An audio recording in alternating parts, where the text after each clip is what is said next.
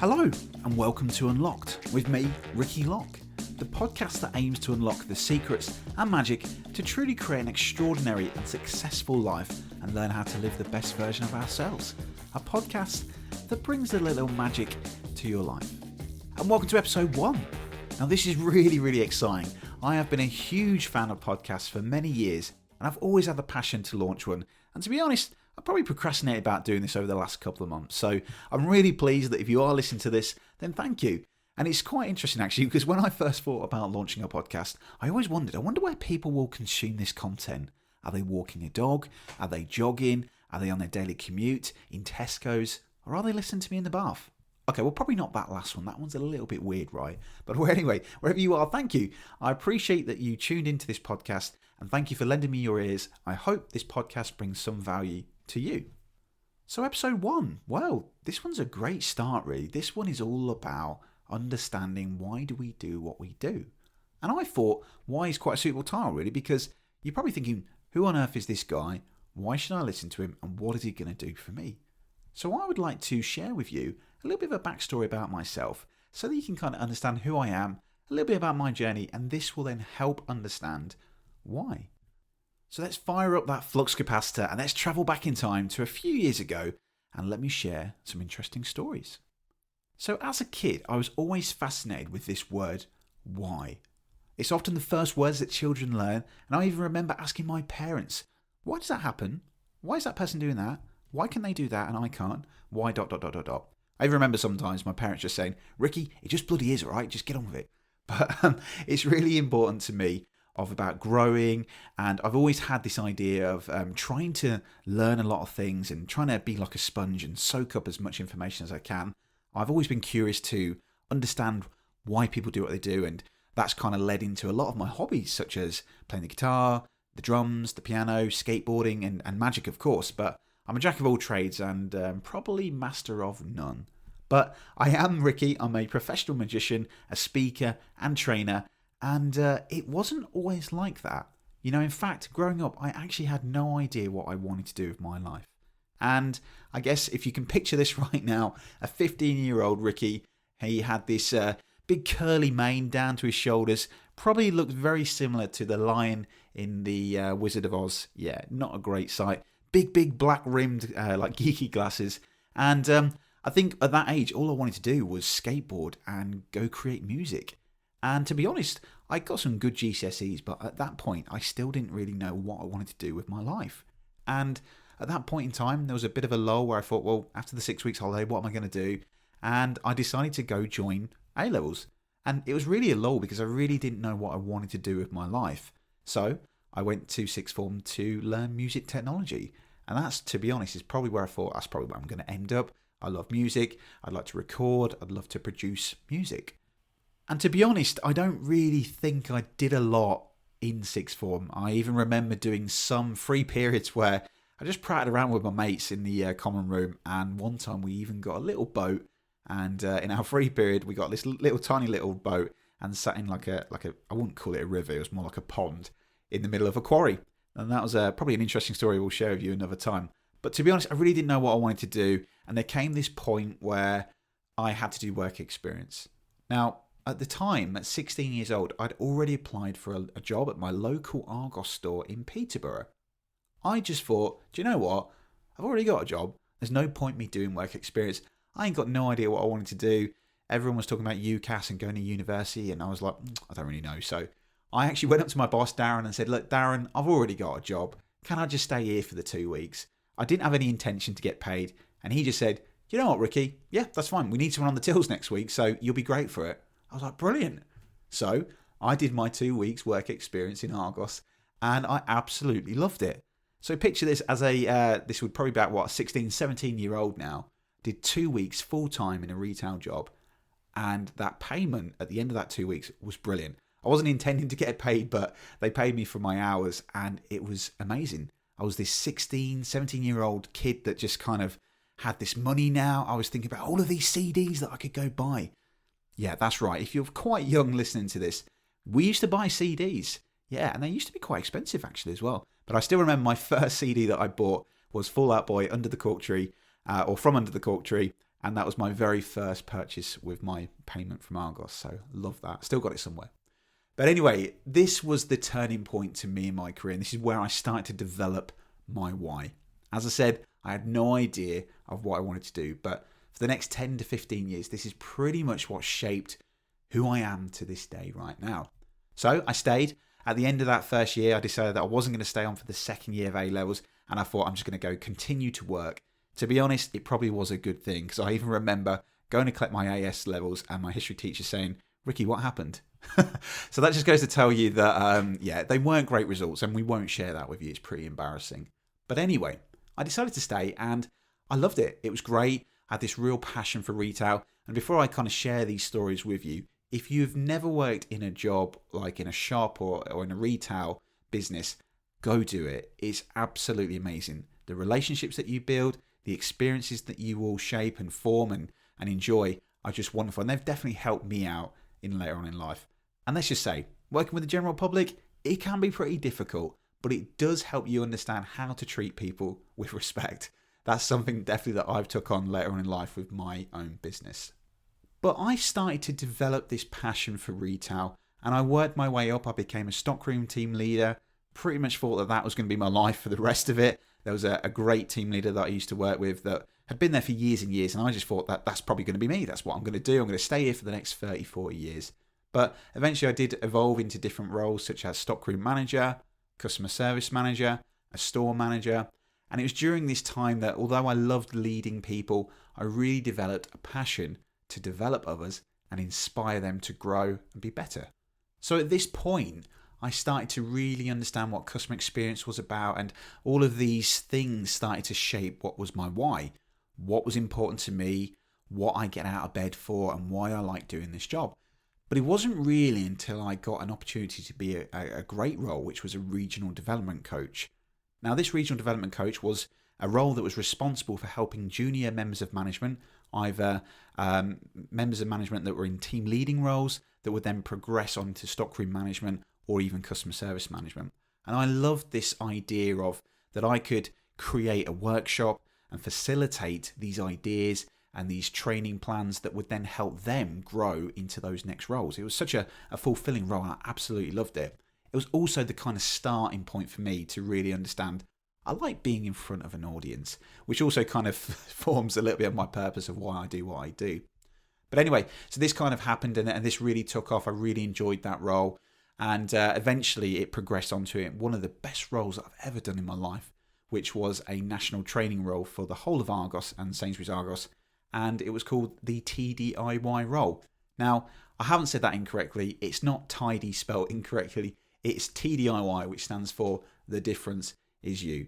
And this role was designed to help colleagues transition through change. So what does that mean? Well, at the point in time when this first happened, there were 16, 17 of us, these band of merry men and women that were formed together to go train the first 10, these new hybrid kind of stores, which were a Argos High Street store that would be lifted up and picked up and put into a Sainsbury's. So our role was to go help facilitate these great, inspiring and empowering workshops to help colleagues deal with change, to help them feel comfortable, take them out of their comfort zone, which they had habits and they knew their experiences and their environments for 10, 20 years. And we were going to completely shake that up and take them into this completely new environment, help them team build, make a great belonging into this new environment, and teach them about great customer experience principles to go be the best version of themselves.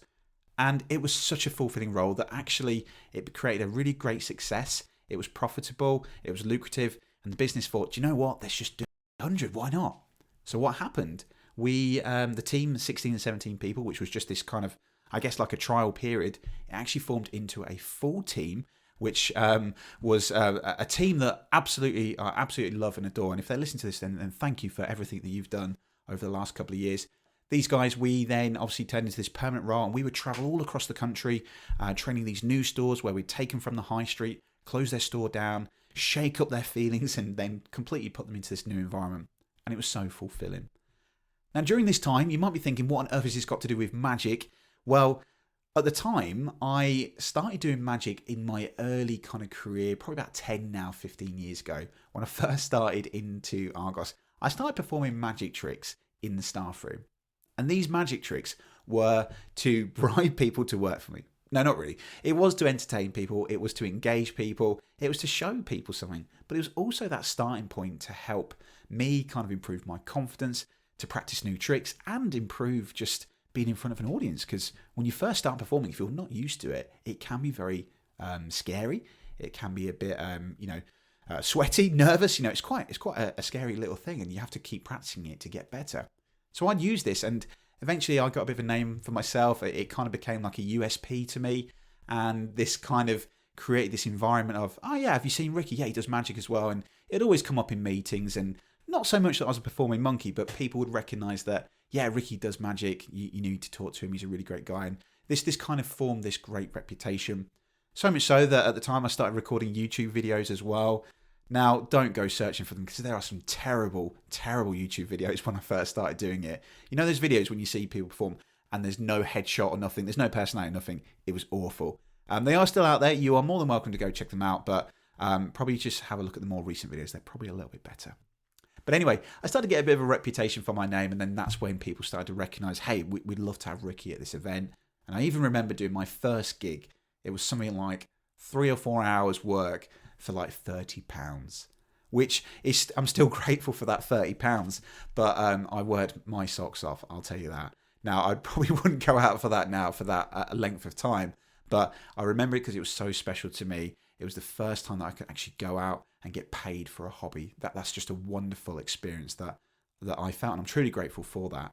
And it was obviously something to me that I always recognised my idols going out there and doing that. So for me to live that was such a dream come true. And anyway, long story short, I obviously joined a local society, which was the Peterborough Society of Magicians. Later on down in my life, I actually had a great opportunity. I'm truly honoured to become the president of the Peterborough Society of Magicians. And this kind of folded into other avenues of networking with other magicians. And I later then joined the Magic Circle, which I'm very proud to be a member of the Magic Circle today.